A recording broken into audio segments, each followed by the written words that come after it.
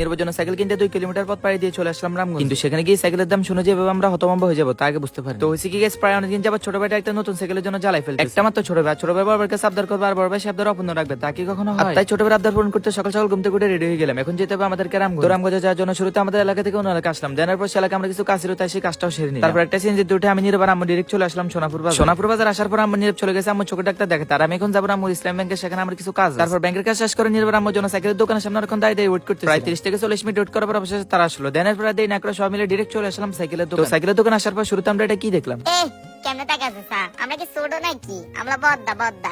যাই হোক, তারপর দীর্ঘ 30টা বছর সাইকেলের দোকান হেঁটে হেঁটে আমরা সাইকেল দেখছি, কিন্তু নীরবের একটা সাইকেলও পছন্দ হচ্ছে। তো অবশেষে যখন দীর্ঘ 30টা বছর পেরিয়ে 31 বছরে পা দিচ্ছিলাম, তখনই হঠাৎ করে নীরবের একটা সাইকেল পছন্দ। তারপর সেই সাইকেলটা দোকানদার কাকুর কাছে নিয়ে অনেকক্ষণ যাবো দোকানদার কাকুর তেল তুল মেরে সাইকেলটা আমাদের করে। কি বলবো ভাই, সামনেটা সাইকেলের দাম নিচে পাই 14,000। যেহেতু সাইকেলটা নতুন নিয়েছি, তো সাইকেলটা কি ভালো নাকি খারাপ সেই জিনিসটা পরীক্ষা করার জন্য শুরুতে সাইকেলটা নিয়ে আমি একটা ঘুরতে দিয়ে আসলাম। তবে একটা কথাই বলবো, দোকানদার কিন্তু সাইকেল বিক্রেতা ছিল না, সে ছিল একটা ডাকাত।